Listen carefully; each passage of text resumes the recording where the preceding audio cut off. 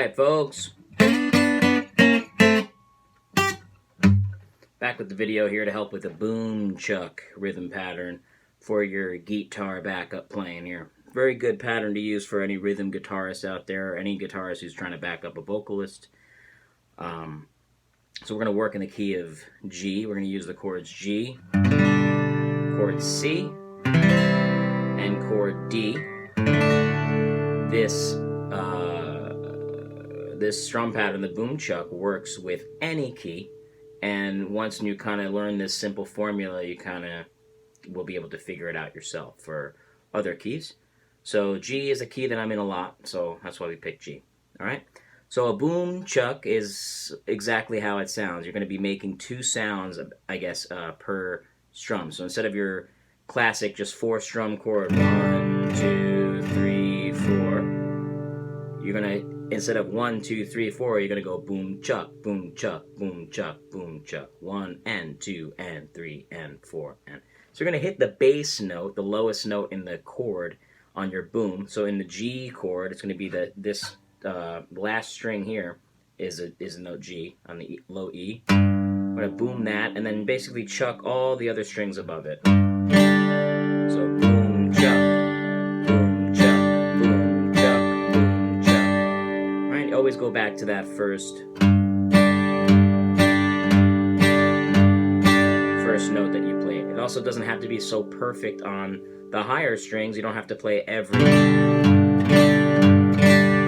single string, just most of the strings on the top. I kind of tend to play, I guess, the top 4 strings. It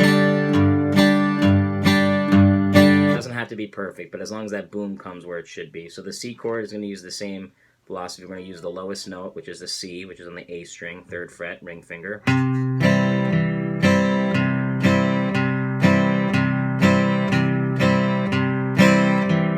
And then the same thing for the D chord, and the D, instead of using our finger, the D is actually open in this chord. It's the 4th string from the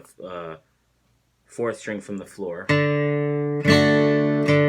just play that open D, and then chuck the high 3 strings.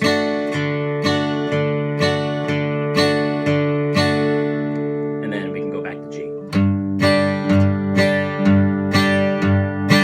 All right, let's do each of those chords 4 times each. We'll go G, C, D, and then back to G. Okay? 1 and 2 and ready, go, and 2, 3, switch now, switch now, switch G.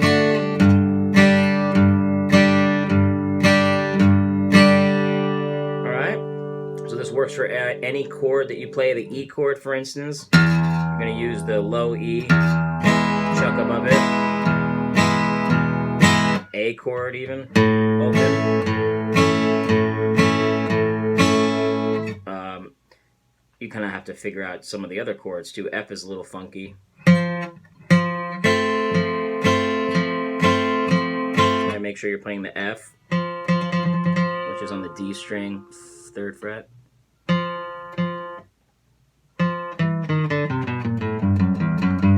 Alright, so now a way to make that boom chuck a little bit more interesting is we can change the 2nd note in the boom chuck. Instead of just playing pedal G the whole time. G, chuck, G, chuck, G, chuck, G, chuck. We're going to use an alternating bass note, okay? An easy, nice little formula to figure this out is we're going to add 5 to whatever note we're playing at the time. And then figure out where that note is, and then incorporate that into the pattern. So G plus 5 in the musical alphabet. G is at the end, right? Or if we're counting from A, B, C, D, E, F, G. So we count G as 1, count up 5. 1, 2, 3, 4, 5. We get to D. D will be our alternate bass note there. All right.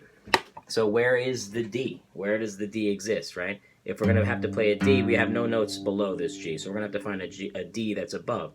And we know that D is an open string on the guitar, and it's the 4th string from the floor, the 3rd string from the top, right? So I'm going to play boom, chuck, and then find that D note. D, chuck, boom, chuck, D, chuck, boom, chuck, D,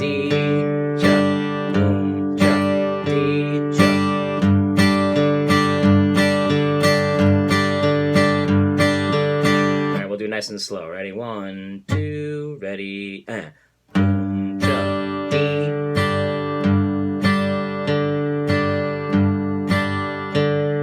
Last time. All right, next chord, C. Same exact formula. C equals 1. C, D, E, F, G. So we're going to have to find a G note as our alternate for that chord. All right. And we know that G is an open string, but generally I think, and I think the general population also agrees due to where I got the ideas from, is that the bass note, if you can go lower than the original note, then you should go lower. So C, instead of searching for that open G up here, we're just going to play the low G and alternate with our hand like this.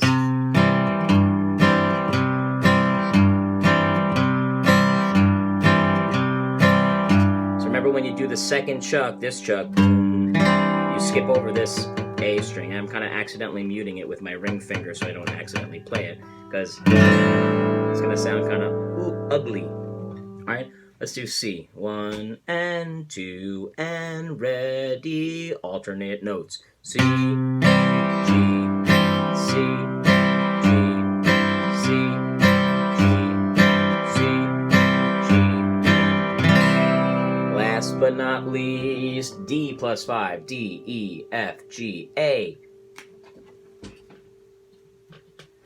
And same rule applies for the last two, and this one's more similar to the C chord because we're going to be using the alternate A note that's higher. Not higher, lower, but physically higher towards our face. So we got the D chord, open D string, we alternate between the D string and the A string right above it.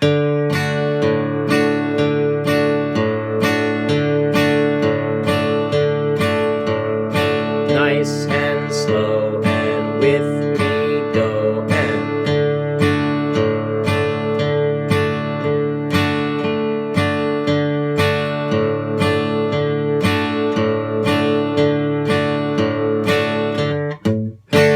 let's do all of them together. Ready? From G, we'll go G, C chord, D chord, back to G like we did in the beginning, but now with alternating bass notes. 1, 2, 1, 2, ready, and.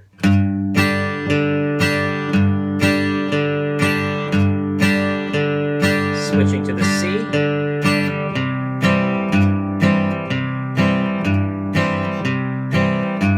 Switching to the D.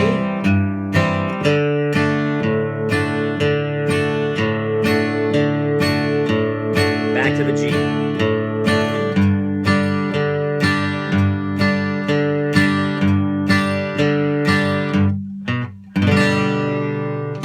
All right, so something little something to spice up your folk, bluegrass, country, pop, any kind of style of music.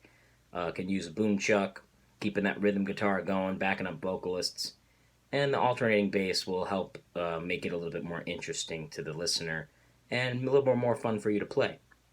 All right. Use this +5 formula, figuring out any other key chord that I didn't mention yet. So let's take the E chord just for one experimental purposes. E, F, G, A, B.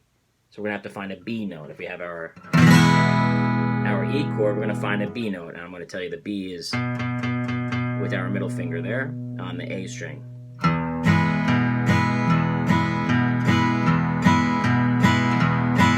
So like the G chord, we have no note below it. So one more. A chord, which would be the next chord probably in a song in E. Right, we have A, B, C, D, E. E will be our bass note now. And we're going to use this low E that's right below here.